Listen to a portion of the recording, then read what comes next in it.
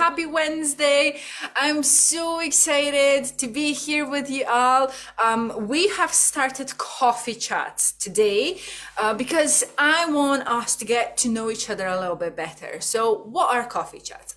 Coffee chat is like a 15-minute chat live on Zoom. I've got Catherine with me today, and we are drinking coffee or tea. You choose, Water. obviously. Or water, yeah. We need to have awesome mugs as well because that just brings a smile on our faces.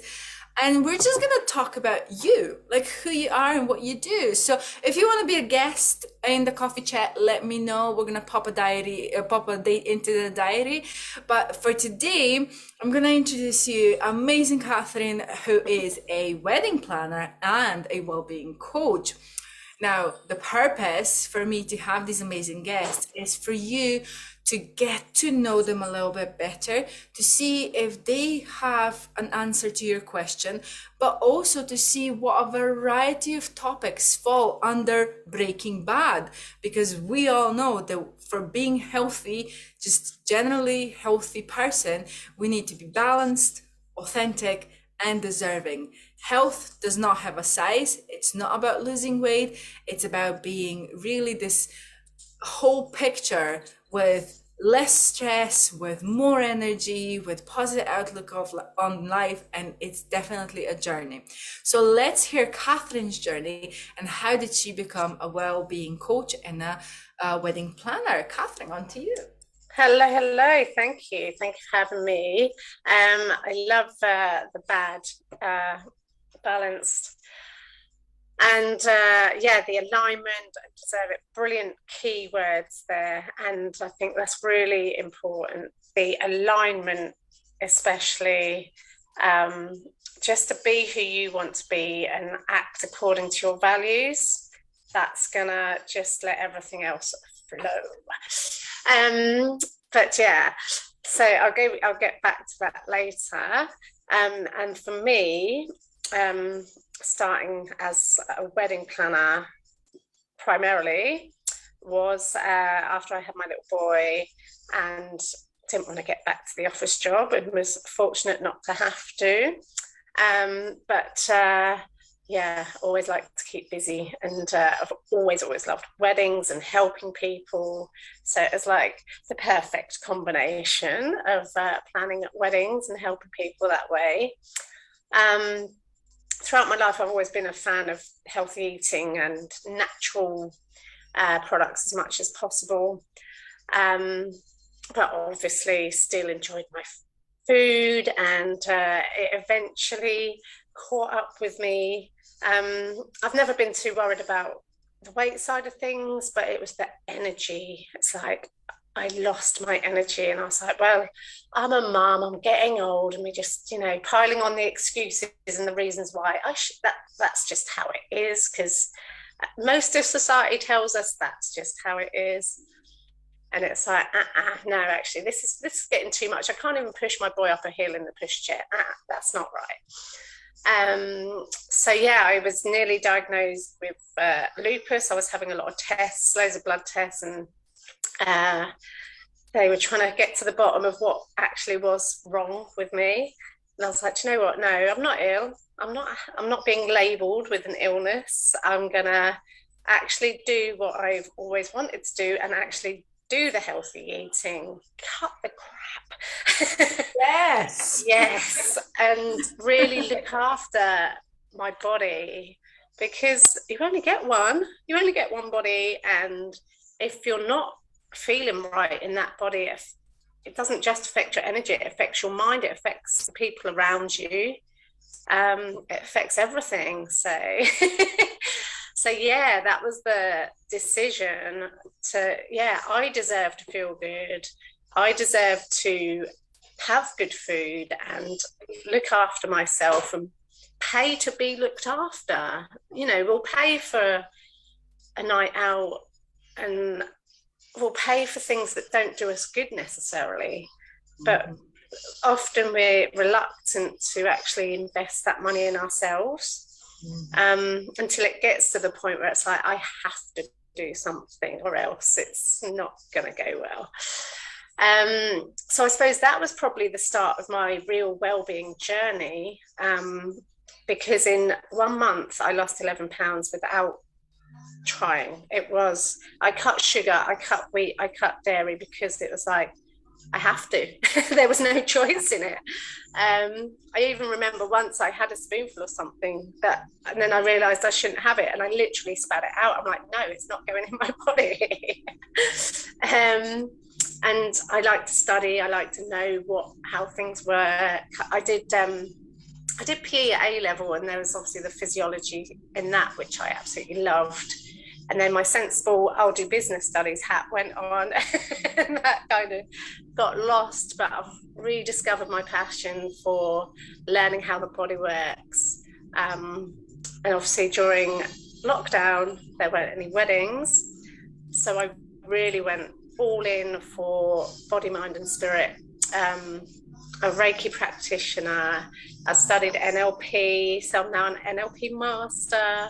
Woo. Which is just an incredible topic of how the brain works, how we communicate with ourselves, how we respond to others. It's just, wow, yeah, a real eye-opener. And actually very interesting how closely linked that holistic healing and the energy healing and like positive affirmations and that are linked with NLP. Our body, mind, and spirit is, it's all one, really. Absolutely. And tapping into that, getting that alignment of all of those things. You remind me right now, when I first started, like, obviously I was always very science oriented. Bachelor of Science, PhD, all of these kind of stuff. So I was always very science oriented, but I never been kind of spiritual. Like for me, that was really weird, And you mentioned affirmations. When I first got to do affirmations, right, I felt like the silliest person on the planet. Right? It's like everyone's like, oh, do affirmations, just put it on a piece of paper and tell yourself, I am strong, I am wealthy, I attract wealth, I attract health, stuff like that. And I was like, this is the stupidest thing I've ever done. And that's honestly how I felt. But when I kind of studied other people who are really wealthy and very successful in their lives, all of them were saying, I wake up in the morning and either they journal or they do affirmations together with a workout and a healthy breakfast. And I was like, well, I already did the workout and a healthy breakfast part. Why am I not there yet? That's one part that's missing. So I need to use my mind as well. And I need to start talking to myself in a nicer way. And coming from like abusive background, like a lot of us do, and a lot of us drag childhood traumas with us into the adulthood. I think affirmations really sound silly to us in the beginning, but once you start doing them, that's what you know that really well, then you get to rewire your brain. That's where your NLP comes in. That's it. Oh my God, the things just start happening, and you can't really explain it why. It's like, oh, I attracted it or whatever. Name it how it want it. That's it. It's like you just notice more and more things that work, don't you? More and more things that are good, and more reasons to be happy and feel good. Exactly. And that also energizes you. A lot of people tell me, especially when I'm offering them to join the courses or the challenge that we're running right now in the group, and they're like, oh, I'm just not motivated. How are you so motivated? I'm like, nah, I am not motivated. That motivation's got nothing to do with that. I have decided to do it. I am determined, and I have created a plan. And this is why we got a tracker in the 21-day challenge as well, because there's a plan, and motivation comes with action, not the other way around. Action doesn't come when you're motivated. Once you actually start moving, start doing stuff, then you're feeling so like, ooh, and then you want to do more. Yes. Sorry, I stole your time. No, it's brilliant. I love it. It's that positive momentum, isn't it? And the energy that you get. Obviously I can feel your energy and your excitement and enthusiasm. And when you're surrounded by people that are like that, it just lifts everybody up. So yeah, that's one tip, is just make sure you're with people that are going to encourage you, support you, and lift you up. And the other point you were saying about, the trauma that people go through. I think some people, I was one of these people, I thought, oh, trauma, that's got to be like a really massive, life-changing, awful thing. But actually, there's a lot of things that can build up to it. And I've been one of those people, I sort of sweep things under the carpet. It's like, I'm fine, I'm fine, I'm fine, I'm fine, I'm fine. Oh, but actually, all those little things that actually really aren't fine and you're not admitting, you store them in the body, and that can create illness, and obviously stress, and it will eventually boil over. It's like, you put a frog in a cold pan of water and start boiling it, the frog's not going to notice until it's too late. But you stick it in the boiling water, it's going to jump out straight away. And I'm actually listening at the moment to Louise Hay, You Can Heal Your Life, and she does a lot of work about trauma and how we do carry it from childhood, and how to release that, and it's literally getting it out of your body, because everything is in it, whether it's your mind, your organs, your skin. A lot of like eczema and any kind of like heartburn or gut issues it's just from stress and emotion a lot of the time. A lot of people don't realize that, we lead stressful lives. And I know the doctors keep saying, oh, just release the stress or put yourself in less stressful situations. But we're so focused on getting it. It's like when you run your own business and when you start your own business, it's just so focused. You're just like, I need to get it, I need to get it. When you got small children, it's all about them. When you got pets, it's all about them. Yeah. And this is why I was like, we need to break bad. This is why I designed the BAD, because it's like, especially women, we're so terrible at taking time for ourselves and our own needs. Yes. And this manifests in chronic illnesses and so many different problems, right? So one thing that you said, the stress and the trauma impacts and manifests in these things. As a geneticist, a lot of people come to me and say, oh, I've got this in my genes. Well, no, you don't actually. So a lot of things genetically, we're mostly all identical. That is such a fun part, right? We're mostly all identical genetically. Yes. What is different is something that's called epigenetics. And epigenetics, it's the environmental influence on us, which causes pressure, and then that triggers certain genes to express themselves. So say that I live in a very serene environment and eat all the healthy foods and everything's perfect. Even if I've got genes for cancer, they'll never get triggered because I live in alignment with everything. I'm happy, I'm healthy, everything's fine. But the same person, put that person in the middle of a concrete jungle with 12-hour shifts, with 3 children and a lazy husband. And fast food and a fast food on the reach of the hand. Of course it's gonna happen. Of course you're gonna trigger it, because the systems in our bodies keep fighting, and at some point the body stops fighting and triggers something that's gonna force you to stop. Get your attention. And that's a chronic illness. In some cases that's diabetes, in some cases it's arthritis, fibromyalgia. A lot of people don't realize the polycystic ovaries are also there. And sepsis, one of those as well. Not to mention, obviously, certain preventable cancers. So it's really important to take that step back and prioritize yourself, and just give yourself permission to take time off. That's the word. The world's gonna go, like it always does. There's always shit to do. And so often, like I say, we're always looking for other people to give us that permission, to make us feel safe, to do what we need to do, to say, your child's going to be okay for an hour with the childminder, or you don't have to be everything to everyone. You can say no, say no to other people, say yes to yourself a whole lot more. And it's a constant thing. I think, especially being in the well-being world and the coaching world, you sometimes put the pressure on to like be at the absolute top and think, I know I'm the healthiest and best state of mind. We're not. We're not. We have to do a lot of work on ourselves to keep us there. We know all the tools, we know all the techniques. Always more to learn, actually. Never going to know it all.